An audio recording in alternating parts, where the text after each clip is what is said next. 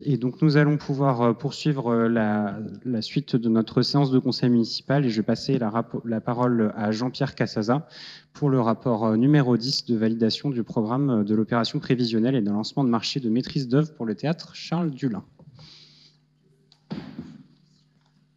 Ah oui, et je vais lui passer ça, tout à fait. Comment tu vas sur le... Non, mais sur la bonne. Ah, d'accord. Okay. Oui, donc il s'agit d'un programme de lancement d'une rénovation globale du théâtre Charles Dulin. Théâtre Charles Dulin, qui est un monument historique auquel les Chambériens sont très attachés, mais qui souffre d'un état de dégradation très avancé. Je pense que c'est un mystère pour personne. C'est un bâtiment qui a 160 ans d'âge et qui n'a pas fait l'objet de travaux importants depuis plus de 30 ans, c'est-à-dire 1993. Un certain nombre d'études et de diagnostics ont été lancés, en particulier depuis 2016. Une étude a été lancée également en 2019 pour une remise en service du Grand Salon. Donc vous voyez une photo et on imagine bien l'état de dégradation de cette partie-là du théâtre qui est fermée depuis, je crois, les années 80. Voilà. Suite à cette étude, il a été montré que l'état général du théâtre est très préoccupant, ce qui a amené à partir de 2023 à une étude globale de rénovation de l'entièreté du théâtre, avec pour souci de garantir évidemment la pérennité de ce bâtiment, d'améliorer à cette occasion les conditions d'accueil, d'en diversifier les usages et de réaliser une rénovation, comme il est indiqué, respectueuse du bâtiment et de restituer en même temps des éléments historiques pertinents tout en s'inscrivant dans une démarche de développement durable pour réduire les consommations d'énergie puisque c'est un bâtiment qui souffre de ce côté-là énormément. Une fois posée la nécessité de cette rénovation globale, il faut évidemment adosser cette rénovation à un projet d'usage qui corresponde au XXIe siècle. C'est un vénérable bâtiment du XIXe, mais si on le rénove, c'est aussi pour se projeter sur les usages d'aujourd'hui et de travailler à ce nouveau projet d'usage, évidemment, avec l'ensemble des parties prenantes. En premier lieu, la scène nationale, bien évidemment, qui en a l'usage premier, les services de la ville et de l'agglomération, l'office de tourisme qui organise un certain nombre de visites, les associations, les usagers, les forces vives économiques et évidemment les habitants du territoire. Tout ça à partir d'une démarche d'intelligence collective afin de définir un projet d'usage multiple, beaucoup plus diversifié que ce qu'il est actuellement, évidemment orienté prioritairement sur les arts et la culture, mais aussi sur le patrimoine, puisque c'est quand même un objet patrimonial très important, sur le tourisme, mais également sur les usages à destination des acteurs économiques du territoire. Ces différents objectifs diversifiés et complémentaires donc, doivent faire de l'opération un chantier exemplaire d'une politique d'élargissement des publics et d'ouverture du théâtre sur la ville et sur son territoire, ce qui est le souci global en ce qui concerne la ville, en particulier dans le domaine de la culture. Il s'agit de disposer d'une scène pour accueillir différents types et formats de spectacles, adaptés aux spectacles actuels, adaptés aussi aux futures évolutions. On voit bien que quand on va voir des spectacles, les spectacles évoluent avec des formes très très différentes qui utilisent les technologies d'aujourd'hui. Pour cette salle, pardon, qui a une configuration quand même particulière, puisque c'est un théâtre à l'italienne, à la fois avec une forme de fer à cheval, donc avec une visibilité très particulière, et avec également un plateau de scène qui est en pente, ce qui étaient les usages de l'époque, mais qui aujourd'hui pose un certain nombre de difficultés. La requalification de la scène, le réaménagement de la scène permettra une utilisation optimisée, en particulier au profit de la scène nationale. Il faut également, à l'occasion de cette opération, permettre au Grand Salon de trouver une fonction d'accueil, de manifestation, ce qui était l'usage à l'origine. C'était une salle de réception, une salle de bal. Il s'agit aujourd'hui d'en faire un lieu d'accueil, de manifestation de différentes natures, tout en s'assurant de la possibilité de coactivité entre un grand salon qui accueille une manifestation et en même temps la salle de spectacle. Il s'agit aussi d'ouvrir cet espace à des accueils d'événements, d'entreprises, de colloques, de séminaires. Enfin, ça fait partie du cahier des charges tel qu'on l'a défini. Il s'agit aussi, et j'ai envie de dire de façon urgente, d'améliorer le confort du public dans la salle. Il y a eu le projet, il n'y a pas très longtemps, de changer les fauteuils.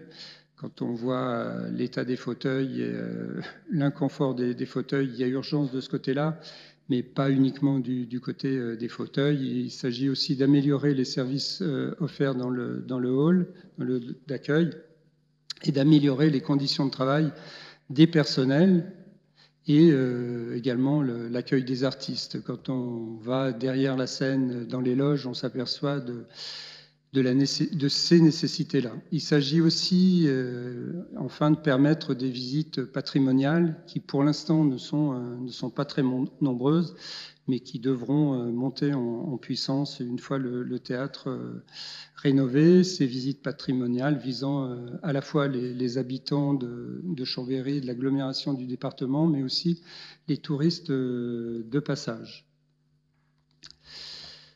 L'étude a mis en évidence la nécessité d'avoir une seule maîtrise d'œuvre pour avoir vraiment un projet global, mais par contre d'avoir un phasage de l'ensemble des travaux, de phaser ça en 3 phases distinctes de travaux, avec une garantie d'un pilotage technique et financier de l'ensemble de l'opération. Donc là, on rentre dans le vif du sujet, j'ai envie de dire, avec une première phase qui concerne les travaux sur le clos et le couvert du théâtre, c'est-à-dire la réfection de la toiture, la reprise des façades et le remplacement des menuisiers. C'est ce qui est aujourd'hui le plus urgent. Le bâtiment prend l'eau, le bâtiment s'effrite, il y a des éléments qui tombent sur la voirie, et c'est là où on a pris conscience de la nécessité d'une rénovation globale du théâtre, et en particulier sur ce clos et ce couvert. Une deuxième phase qui portera sur ce grand salon et sur le hall d'entrée, avec rénovation du grand salon et transformation en salle de réception, réunion de prestige, petits concerts, expositions. La restauration des décors peints, une reprise intégrale du chauffage et de la ventilation qui est aujourd'hui extrêmement défaillante, la rénovation du hall, à la fois espace d'accueil, les sanitaires, je n'en dis pas plus, etc. Troisième phase qui concernera, là, cette fois-ci, les travaux sur la salle de spectacle et l'arrière de scène, donc toute la partie technique, scénique, et à la fois les loges d'accueil pour les artistes, restauration, là aussi, des décors peints et camouflage des éléments techniques, remplacement des éléments scéniques vétustes, des fauteuils, je l'ai évoqué, rénovation et réaménagement des locaux d'arrière-scène, abaissement de la scène pour la remettre à plat, avec modification à la fois de sa hauteur et de sa pente, ainsi que sur le parterre. Et enfin, création d'un monte-décor et d'un ascenseur côté loge, qui n'existe pas actuellement. Alors, quelques éléments d'information qui ne sont pas présents sur la slide, mais la phase numéro 1 aurait une durée de travaux d'environ 13 mois, qui pour l'instant sont prévus, j'y reviendrai juste après, de la mi-2027 à la mi-2028, pour un montant global de travaux de 2 480 000 euros. La deuxième partie serait sur une période de 12 mois allant de 2028 à 2029, pour un montant global de 2 800 000 euros. Et la phase 3, elle, serait plus longue pour des raisons qu'on comprend aisément, qui serait de 18 mois et qui porterait de 2029 à 2031 pour un montant global de 7 500 000, ce qui porte le montant prévisionnel total des travaux à 14 millions quand on y inclut les équipements nécessaires à la réouverture du théâtre pour un montant d'1 220 000 euros. Ce qui fait une enveloppe prévisionnelle globale, une fois qu'on y a rajouté la maîtrise d'œuvre, les frais annexes, l'assistance à maîtrise d'ouvrage, de 19 millions d'euros.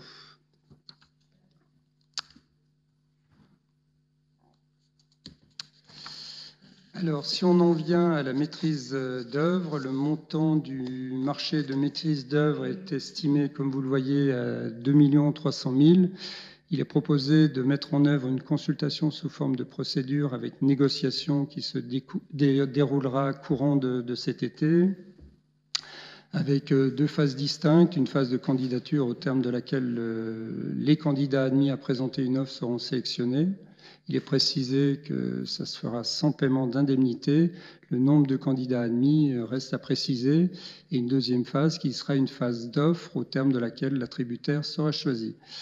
Il est spécifié qu'une possibilité de faire du mécénat de compétences sera ouverte dans le cadre de cette consultation, mais elle n'entrera pas en compte dans la procédure de choix du maître d'œuvre pour garantir évidemment les conditions d'égalité d'accès à la commande publique. On en vient ensuite au calendrier prévisionnel. Donc vous retrouvez ce que je viens de dénoncer avec les 3 phases qui font à chaque fois l'objet d'une consultation des entreprises pour la phase des travaux, avec, vous le voyez, le passage en conseil municipal d'aujourd'hui et une fin prévisionnelle pour 2031. Évidemment, il est nécessaire que la scène nationale qui utilise grandement cet équipement puisse connaître la période des travaux, et c'est-à-dire de fermeture du lieu pour la phase 2 au début de l'année 2027, si on reste en l'état de ce planning prévisionnel. Derniers éléments d'information qui concernent le plan de financement. À ce jour, l'opération du théâtre Charles Dulin bénéficie d'un engagement financier de l'État dans le cadre du CPER, donc du contrat de plan État-région 21-27 à hauteur de 2 240 000, destiné à couvrir les travaux ainsi que la maîtrise d'œuvre du clos couvert et du grand salon. Le département de la Savoie s'est également engagé dans le cadre du contrat départemental 22-28 à hauteur de 210 000 euros pour ces mêmes postes. Des contributions financières prévisionnelles complémentaires sont d'ores et déjà identifiées au titre notamment du financement des opérations de restauration des monuments historiques, puisque ce théâtre Charles Dulin fait partie des monuments historiques à hauteur d'environ 4 150 000, répartis entre l'État au titre des monuments historiques et susceptibles d'intervenir à hauteur maximale de 40% des dépenses éligibles. Le département de la Savoie également, au titre des monuments historiques, pourrait investir à hauteur maximale de 34% des dépenses éligibles. L'ensemble des partenaires publics de la collectivité seront sollicités évidemment pour apporter un complément de financement à l'opération. L'Union européenne, l'État, y compris dans le cadre du prochain CPER, puisque nous serons, si on respecte ce calendrier au-delà du CPER actuel, évidemment la région, le département, l'agglomération.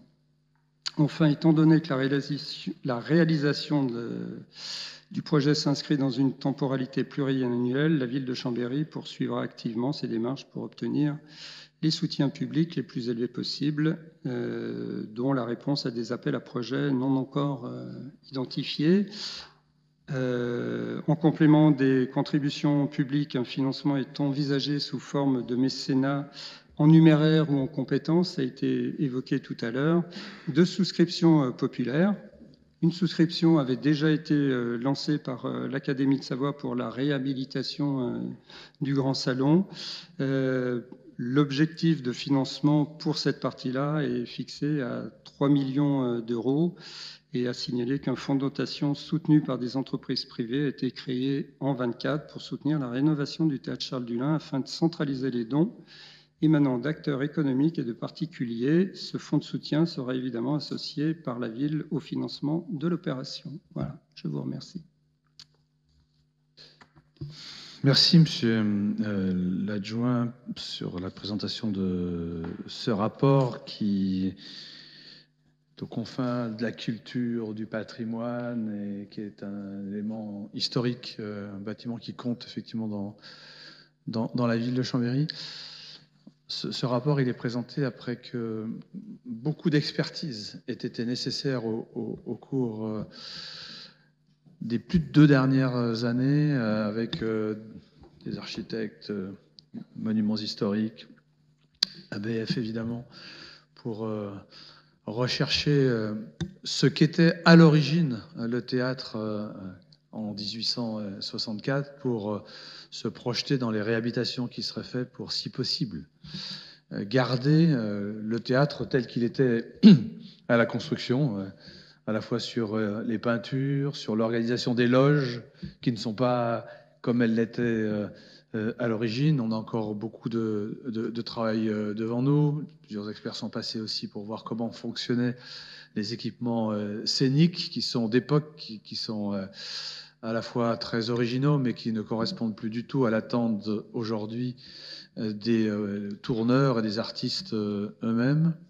Il faut bien reconnaître que ce bâtiment, lorsqu'on le pénètre et qu'on va derrière la salle de ce concert qu'on connaît tous, présente beaucoup d'inquiétudes en termes d'air d'eau, de mise en travaux pour le garantie hors d'eau et hors d'air. Et quand on va sous les toitures, on voit ces grandes bâches qui ont été mises à l'intérieur pour former des entonnoirs pour récupérer l'eau de pluie, qui ensuite viennent se déverser dans des poubelles que les agents descendent par des escaliers, qui n'ont pas été faits pour cela, avec des toilettes qui sont défaillantes, des loges d'artistes qui sont indignes, un ancien appartement qui est totalement inhabitable.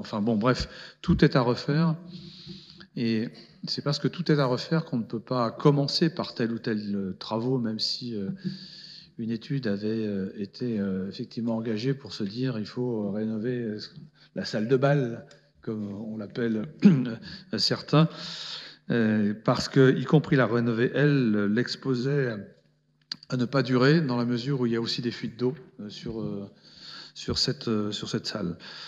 Vous avez indiqué à juste titre que ces travaux ne pourront être lancés que lorsqu'on aura des garanties, je le dis, des garanties financières. Nous n'engagerons pas ces travaux sur la base de promesses faites dans des couloirs. Nous engagerons ces travaux lorsqu'il y aura des délibérations qui auront été posées par les collectivités qui seront appelées en légitime solidarité au regard de ce que représente ce bâtiment pour le patrimoine de la Savoie, le patrimoine rhône-alpin et le patrimoine national.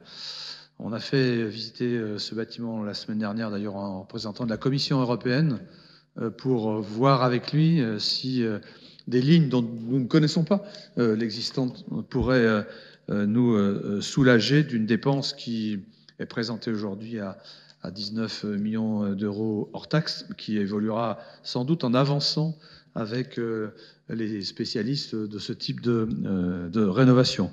Mais je voudrais aussi remercier celles et ceux qui se sont manifestés pour accompagner l'effort de la ville pour que cet effort soit in fine le plus faible possible.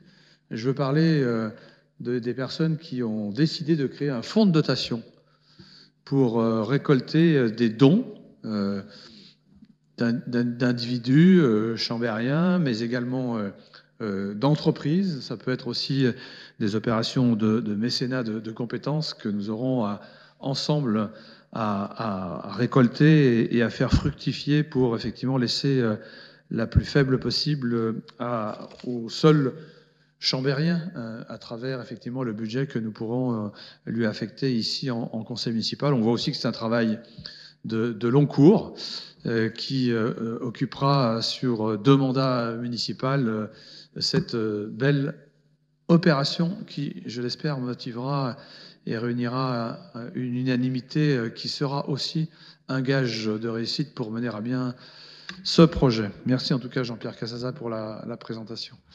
Y a-t-il des questions à poser à notre rapporteur, Monsieur Chassot? Merci Monsieur le maire. 2 points sur ce rapport. Le premier, effectivement, pour nous réjouir, c'est une bonne nouvelle du lancement effectivement des travaux sur le théâtre Charles Dullin. C'est une bonne nouvelle parce que effectivement, depuis le début du mandat, pas seulement nous, mais aussi des personnalités, des associations chambériennes vous demandent de pouvoir réaliser des travaux, puisque effectivement la situation se dégrade de mois en mois et d'année en année. Donc c'est voilà, une bonne nouvelle que nous puissions lancer cela. Simplement aussi pour vous dire, contrairement à ce que vous avez dit, mais sous le mandat précédent, les choses ont été anticipées, phasées aussi, puisqu'était prévue la réflexion de la toiture, bien évidemment, avant la réflexion du grand salon. C'était d'ailleurs Jean-Claude Davoine qui suivait ce sujet plus particulièrement, et les budgets avaient été alloués sur la toiture, et le travail avait été anticipé sur le grand salon. Par contre, au-delà de la bonne nouvelle du rapport de ce soir, qui est du coup le lancement de cette opération, une grosse inquiétude, et les propos que vous venez de tenir, Monsieur le maire, et que Monsieur l'adjoint a tenus, ne sont pas là pour nous rassurer, notamment sur les financements, puisque on voit du coup que vous lancez une opération, vous lancez des marchés sans aucune garantie de financement, puisque si les calculs sont bons, le seul financement que vous avez de garantie est les 2,2 millions d'euros de l'État, puisque les 210 000 euros du département, pour l'instant, il n'y a pas de dossier de déposé, donc du coup, ils ne sont pas, en tout cas, passés auprès du département. Et sur les 4 millions restants que vous avez annoncé à se partager entre l'État et le département, là aussi, c'est des hypothèses de travail qui ont été faites, et vous n'avez aucune garantie. Ce manque de financement au lancement du dossier, c'est assez surprenant, puisque, Monsieur le maire, vous aviez reproché à votre arrivée de ne pas avoir effectué de plan de financement sur d'autres équipements, et notamment le stade. Vous reveniez conseil après conseil, communiqué de presse après communiqué de presse, le travail que vous aviez dû faire pour aller rechercher les financements, alors que sur le stade, la totalité des financements avait été trouvée. Et d'ailleurs, on l'a montré et prouvé. Et là, par contre, vous démontrez dans ce rapport que vous lancez une opération sans aucun financement. Et pour preuve, au budget du mois de mars, vous aviez créé une autorisation de programme, enfin poursuivi une autorisation de programme sur le théâtre à hauteur de 4,3 millions d'euros, alors que vous aviez en septembre 2024, c'est les chiffres qui sont indiqués dans votre rapport, déjà du coup le montant de 14 millions d'euros. Donc 6 mois après, volontairement, vous ne lancez une autorisation de programme que sur 4,3 millions d'euros. Vous avez indiqué aussi ce soir attendre du coup des garanties financières d'autres collectivités avant de lancer du coup les travaux. Sauf que ce soir, vous lancez les autorisations de programme, donc vous enclenchez toute la procédure administrative. Et que se passera-t-il si, du coup, vous n'avez pas les financements escomptés des autres partenaires alors que les marchés sont lancés? On risque d'avoir, du coup, des indemnités, ou en tout cas des retards très importants à payer. Donc ce rapport, je le redis, est une bonne nouvelle parce que nous lançons enfin les travaux du théâtre. Mais par contre, aujourd'hui, et vous l'avouez ce soir, le plan de financement n'est pas là, n'est pas présent. Donc vous lancez la rénovation sans avoir les financements garantis. Ah là là. Bon, il faut s'accrocher des fois, mais monsieur le premier adjoint, vous avez apporté quelques éléments devant une mauvaise foi de cette... Franchement, chapeau. Oui, juste un petit mot. Des fois, c'est dur de garder son sérieux. Donc, juste vous rassurer, Monsieur Chassot, sur le fait que l'opération du Lin, elle a été très réfléchie et discutée dans la majorité municipale. Hein. On est un certain nombre à considérer qu'elle n'est faisable, effectivement, que si la collectivité a un soutien important, puisque sans du tout questionner l'importance de l'opération que mon collègue a très bien présentée, c'est un investissement qui est tout à fait conséquent, comme vous le savez, et qui a un rayonnement en plus qui dépasse largement la ville de Chambéry, que ce soit sur le caractère culturel ou patrimonial de l'équipement. Donc, c'est effectivement un sujet de vigilance important. Sur la construction du plan de financement, ça me fait un petit peu sourire effectivement les comparaisons avec le passé quand on vote un équipement à 8 millions d'euros qui est fini à 21 millions, qu'on n'a pas changé l'autorisation de programme et qu'il n'y a pas de document qui atteste de recherche de subvention et qu'on vient nous faire des leçons, c'est croustillant. Mais concrètement, l'approche qui est ici, elle est assez précise. Hein, c'est-à-dire qu'on a un plan de financement qui est ébauché sur la première phase, celle du clos couvert, qui est ce qu'on vote réellement aujourd'hui. Et ensuite, la consultation de maîtrise d'œuvre, elle est à l'OTI, si vous avez regardé de près. Donc, en fait, on pourra déclencher ou non la suite. Alors, c'est bien l'intention de la majorité municipale d'enclencher sur un calendrier qui est là ou qui pourra glisser selon les capacités aussi des partenaires. Justement, le point important, vous l'avez vu, c'est peut-être un peu petit, mais c'est marqué en bas, c'est sur la date à laquelle on doit prévenir la scène nationale sur une date de fermeture qu'on a essayé de faire coïncider avec la réouverture du Scarabée. Donc tout cela est évidemment réfléchi. Mais en fait, en réalité, là, on traite l'urgence du clos couvert. C'est pour ça qu'on déclenche la maîtrise d'œuvre à ce sujet. Et le reste, en fait, est un calendrier qui pourra glisser. D'ailleurs, on en a parlé à la dernière CAO, mais Monsieur Sartori n'était pas là malheureusement, sur une forme de vigilance justement sur le calendrier qu'on affiche à la maîtrise d'œuvre pour savoir qu'on peut faire durer le marché plus longtemps si d'aventure les partenaires n'étaient pas là présents pour financer dans les délais qu'on prévoyait, ce qu'on espère évidemment qu'il sera le cas, ou si également tous les processus de mécénat et de souscription prennent plus de temps que prévu, ce qui peut arriver parce qu'on sait tout l'engagement de nos partenaires à ce sujet, mais ils ne maîtrisent pas totalement ce qui va se passer là-dessus. Donc en fait, à date, je ne vois pas trop l'intérêt de crier au loup sur une opération qui est bien prévue. Et à mon avis, on ferait mieux de mettre notre énergie collective justement sur mobiliser les autres financeurs qu'on va aller solliciter et sur accompagner tous les acteurs, notamment du fonds de dotation, les particuliers qui vont s'engager sur cette opération et où on a plutôt intérêt à renvoyer collectivement un message que ça va se faire, puisque en fait, s'il ne s'engage pas, effectivement, le plan de financement pourrait être compliqué à mettre en place, mais par contre, il n'y a aucun impact financier pour la ville à court terme. On est juste sur une phase de mobilisation collective. Monsieur Chassot, allez-y, j'en prie. Ouais, c'est vrai qu'on a l'habitude, maintenant, à chaque fois qu'on vous interpelle, vous répondez avec des sourires, des rires, du mépris et de la dérision, comme si nous ne connaissions pas les dossiers, nous ne savions pas comment les dossiers se montent et comme si nous n'avions jamais été aux affaires, alors que vous, sachant, effectivement, donnant des leçons à l'opposition. C'est pas moi qui ai dit qu'aujourd'hui le plan de financement n'était pas abouti, puisque c'est vous-même, monsieur le maire, et monsieur Casasa qui l'avez dit, vous l'avez d'ailleurs inscrit dans la délibération, autour des subventions qui aujourd'hui étaient présentes, étaient sûres. Et sur le reste, vous n'avez aucune certitude. Donc, désolé, mais vous lancez un programme, vous lancez une opération sans en avoir la totalité des financements. Et je le redis, que se passera-t-il si vous n'avez pas les financements escomptés. Et je vous rejoins et on sera à vos côtés pour aller chercher auprès des autres collectivités les financements nécessaires, puisque notamment auprès du département, les 210 000 euros qui sont fléchés, effectivement, attendent simplement le dossier de déposer. Mais aujourd'hui, l'opération telle qu'elle est, s'il n'y a pas les financements, ne se fera pas. Alors c'est vrai que les élections approchent et que je pense très sincèrement que le calendrier d'annonce avant d'avoir la totalité des financements est pas très éloigné d'un calendrier électoral et que vous avez besoin de faire croire que l'opération du théâtre se fera. Sauf qu'il faut être clair et honnête avec les Chambériens.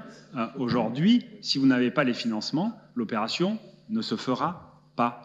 Voilà. Par contre, vous allez pouvoir, dans la presse et sur les réseaux sociaux et dans les documents municipaux, pouvoir afficher effectivement que vous lancez, que vous allez rénover le théâtre Charles Dulin. La réalité, elle n'est pas exactement celle-là. Vous lancez les programmes sans avoir les financements derrière pour garantir la réalisation totale des travaux. Et vous avez souligné les montants du stade. Désolé de revenir là-dessus. En autorisation de programme, on a 4 millions. Et là, vous annoncez 19 millions d'euros. Et je le redis, 4 millions d'autorisation de programme en mars 2025, alors que vous aviez déjà les montants des travaux de 14 millions d'euros en septembre 2024. Tout ce que je dis est noté dans les délibérations et dans les rapports. Donc là aussi, vous voyez, pas de fake news dans les informations qu'on apporte ce soir en conseil municipal. Bon, on va passer au vote. Parce que ça ne m'intéresse pas de vous convaincre. Franchement, vous êtes dans une polémique permanente. Vous devriez vous réjouir qu'on soit unanime à porter ce dossier. On va aller ensemble devant la population, devant les entreprises, leur demander d'abonder le fonds qui a été créé par des chefs d'entreprise à Chambéry. Et vous instillez d'emblée, dès la première présentation de ce dossier, un doute sur le fait que peut-être l'opération ne se ferait pas. Et en fait, on débat aujourd'hui sur la maîtrise d'œuvre. Pas sur la totalité de l'opération, sur la maîtrise d'œuvre.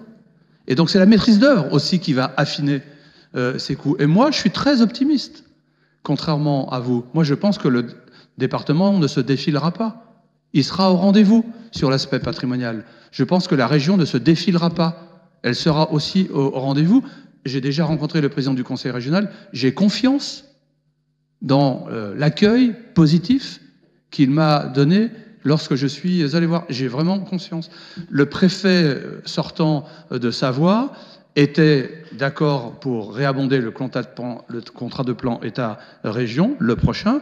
La nouvelle préfète qui est arrivée il y a quelques jours aura à connaître de ce dossier à notre première rencontre de travail sur ce sujet-là dans les semaines qui viennent. Et on ira effectivement chercher, si c'est possible, des subventions au niveau de l'Union européenne. Si nous n'avons pas toutes les subventions, ou si la facture est trop lourde, nous ferons avec la maîtrise d'œuvre ce qu'il est possible de faire. Mais mon objectif aujourd'hui, l'objectif de la majorité municipale, c'est d'aller au bout, parce que ce dossier, ce bâtiment le mérite. Et nous le faisons aujourd'hui sur la base de l'AP que nous avons, qui permet effectivement d'engager la maîtrise d'œuvre. C'est tout, il faut le porter ensemble.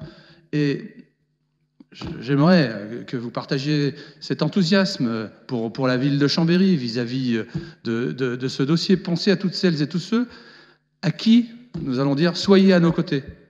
Portons avec fierté le fait qu'on remet à flot ce bâtiment qui a fait la fierté de l'histoire de la ville de Chambéry et dont l'espace culturel André Malraux aimerait pouvoir reprogrammer à l'intérieur des artistes qui aujourd'hui ne veulent plus y aller, au-delà du fait que pour les guides conférenciers qui accueillent des milliers de touristes chambériens, on pourra mettre comme lieu de visite ce bâtiment. Et puis on luttera aussi sur tout ce qui, malheureusement, aujourd'hui n'assure pas la sécurité de celles et ceux qui y travaillent, de celles et ceux qui s'y produisent. Voilà, on lance la maîtrise d'œuvre. J'espère que vous serez à nos côtés sur les étapes et je serai très très heureux que dans vos collectivités respectives, vous soyez à nos côtés pour porter ce dossier. Mais nous engagerons tous les travaux, je l'espère, lorsque nous aurons des certitudes sur le plan de financement. C'est tout à fait possible. Il faut le vouloir collectivement. Voilà, c'est tout. Je mets le dossier au vote. Y a-t-il des votes contre? Monsieur Chassot est contre? Allez-y, monsieur Chassot, mais franchement, Non, mais... vous n'êtes pas à la hauteur de votre fonction, je vous le dis. Oui, encore un peu de mépris. Mais si, mais j'y suis habitué maintenant, vous savez, ça me fait rien du tout. Non, simplement, je ne veux pas vous laisser dire que nous ne sommes pas ravis de voir le programme et l'opération se lancer. Je l'ai dit au départ de mon intervention, c'était une bonne nouvelle et c'était un plaisir de voir effectivement ce dossier aboutir. Simplement, et vous le confirmez encore là, effectivement, c'est juste sur le plan de financement, c'est tout. Et je pense très sincèrement que c'est lié à un calendrier électoral. Le département sera à vos côtés, monsieur le maire, on s'est vu là-dessus, on l'a redit sur ce sujet-là. Pourquoi ne pas attendre simplement quelques semaines pour avoir la garantie de financement des autres collectivités pour lancer la totalité de l'opération? C'est uniquement, il faut être honnête, c'est uniquement pour des questions de calendrier électoral pour pouvoir afficher les choses et afficher le lancement d'un programme. Et vous l'avez dit encore dans votre propos de conclusion, si les financements ne sont pas au niveau, et nous nous battrons pour que les financements soient au niveau, mais si malheureusement les financements ne sont pas au niveau, eh ben, le programme se fera dans une moindre mesure. C'est ça la réalité. On est dans une gestion effectivement tout à fait responsable des deniers publics. Et ce n'est pas quelques semaines, c'est plusieurs mois de travaux qui sont devant nous, car nous devrons affiner les demandes grâce au travail de la maîtrise d'œuvre qui va être engagé. Ce sont plusieurs mois. Je ne veux pas les perdre, il n'y a pas de raison. Aujourd'hui, on a fait un travail pendant 2 ans et demi avec des experts qui nous disent vers là où nous pouvons aller. Nous avons donc passé aujourd'hui un contrat de la maîtrise d'œuvre. Et vous pouvez dire votre histoire, vous pouvez dire dans la population que c'est lié à un calendrier électoral. La population, elle s'en moque. Ce qui compte, c'est qu'on avance sur ce dossier. Voilà. Y a-t-il des votes contre? Y a-t-il des abstentions? Ce rapport est adopté à l'unanimité. Je vous en remercie. Ça nous aidera à porter ce dossier partout où nous devrons aller chercher des cofinancements dont nous aurons besoin. Monsieur le maire, vous voyez qu'on est au rendez-vous quand il le faut. Oui, oui. Ben oui. Allez.